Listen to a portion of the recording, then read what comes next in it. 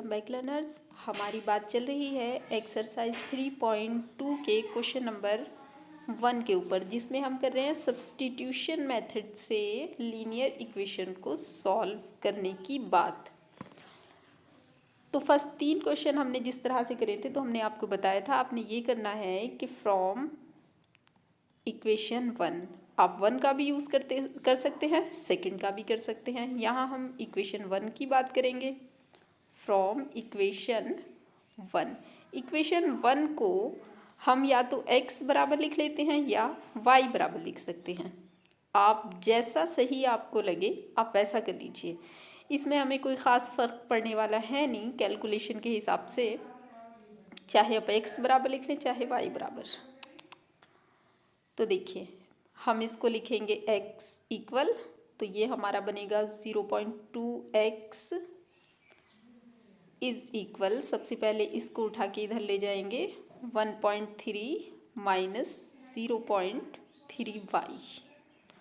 उसके बाद हम ये वाला 0.2 यहाँ से हटाएंगे, x की वैल्यू चाहिए ना हमें, तो हम ये करेंगे x इक्वल लिखेंगे और ये 0.2 यहाँ से हटेगा तो इधर वाले के अपॉन में पहुँचेगा, यानी हमारा नेक्स्ट लाइन बनेगा 1.3 माइनस 0.3y अपॉन 0.2। अब हम इस वैल्यू को, क्योंकि हमने 1 से निकाली है, तो सब्स्टिट्यूट कर देते हैं सेकंड के अंदर। तो हम यहाँ लिखेंगे पुटिंग दिस वैल्यू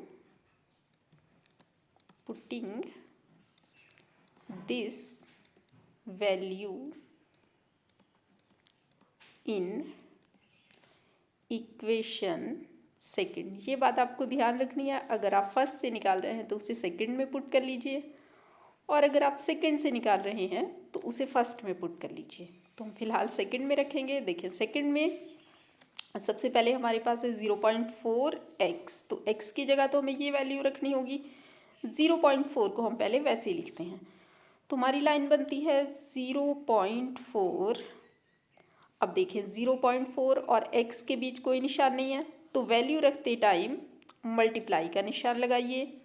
x की जगह ये वैल्यू रखिए 1.3 माइनस 0.3y अपॉन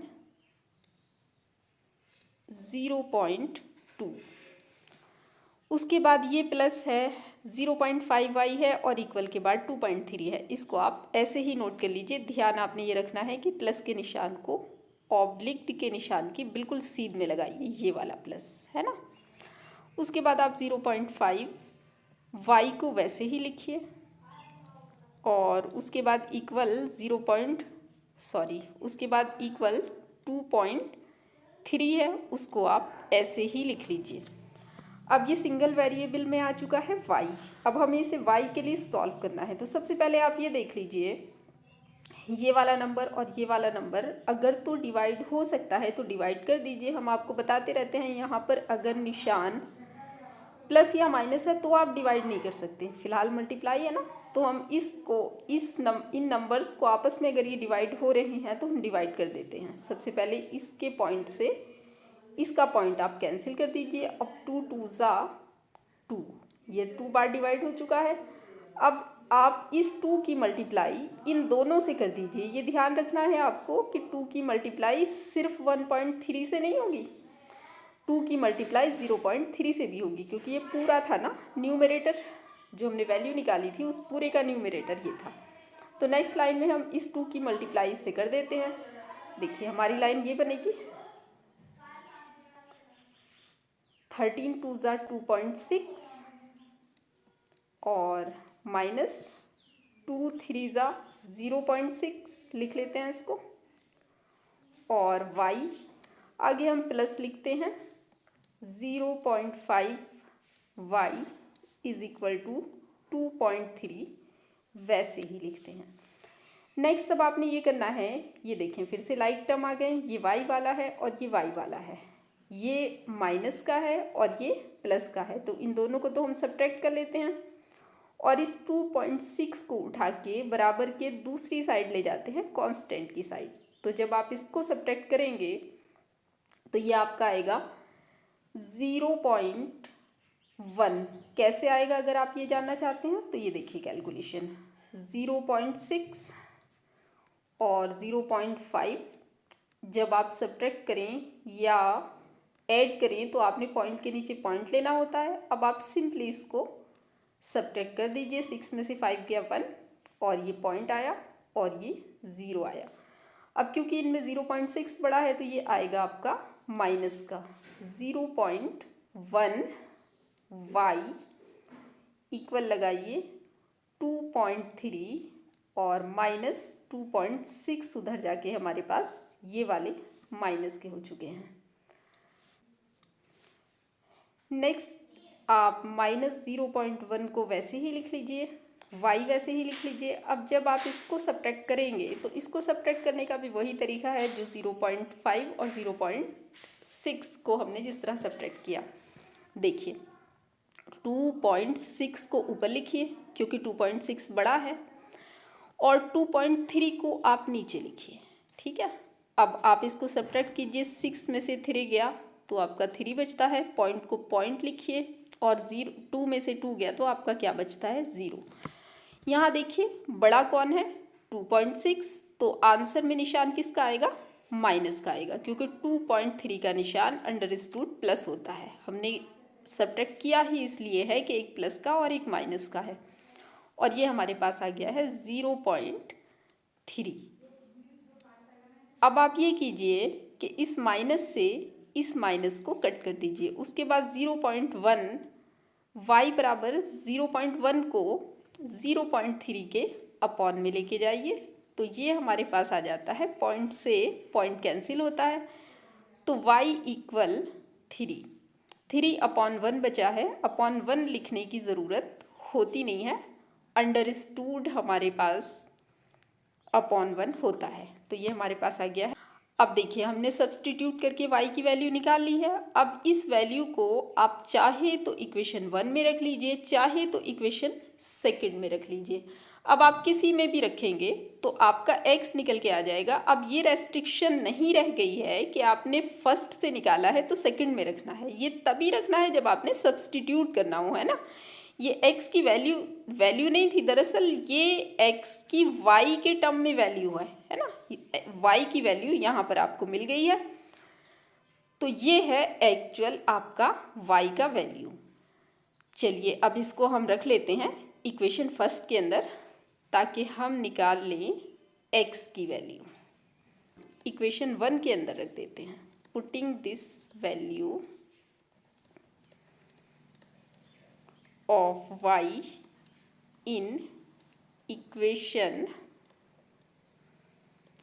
1। तो इक्वेशन 1 के अंदर हम रखते हैं, यहाँ देखिए इक्वेशन 1, देखिए y की जगह आपने 3 रखना है तो y जो है इस जगह है, राइट।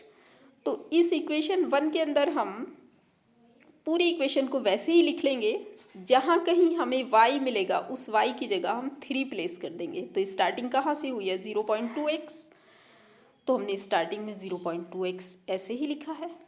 उसके बाद आपका प्लस 0.3, तो 0.3 को भी आपने ऐसे ही लिखना है। अब आप ये देखिए 0.3 और y के बीच कोई निशान नहीं है तो आपने वैल्यू पुट करते टाइम मल्टीप्लाई लगा लेना है अपनी तरफ से। y की तो वैल्यू आपने पुट करनी है ना 3, तो मल्टीप्लाई लगाइए और y की जगह आप 3 रखिए, इक्वल लगाइए 1.3 लिखिए। अब आप इसको आगे सॉल्व करिए x के लिए, तो 0.2x ऐसे ही लिख लिया। सबसे पहले हम मल्टीप्लाई करेंगे, 3 3 ज़ा 9, तो ये 0.9 आपको पता ही है रूल, सबसे पहले मल्टीप्लाई की जाती है और उसके बाद आप इस कांस्टेंट टर्म को और इस कांस्टेंट टर्म को बराबर के एक साइड कीजिए। तो 0.2x आपने ऐसे ही लिखा, इक्वल लगाइए 1.3 लिखिए, ये 0.9 उधर जाके आपका हो गया माइनस का 0.9। अब देखिए आपने इनको फिर से सब्ट्रैक्ट करना है। मेरा अपना 15 ईयर का एक्सपीरियंस ये कहता है कि जितने स्टूडेंट पॉइंट की कैलकुलेशन में कंफ्यूज होते हैं सब्ट्रैक्ट करने और ऐड करने में, उतने कहीं कंफ्यूज नहीं होते। देखिए मैं आपको सब्ट्रैक्ट करके दिखाती हूँ। सबसे पहले आपने इनमें से बड़ा ढूंढना है, तो बड़ा ऑब्वियसली 1.3 है। 1.3 को आप ऊपर लिखिए, देखिए 1.3 को आपने लिखा ऊपर, और 0.9 को आप इस तरह लिखिए कि पॉइंट के नीचे पॉइंट लगाइए, इसका 0 इधर लगाइए और इसका 9 इधर लगाइए। अब आप इनको सब्ट्रैक्ट कीजिए। सब्ट्रैक्ट और ऐड करने में आपको पॉइंट के नीचे पॉइंट रखना होता है।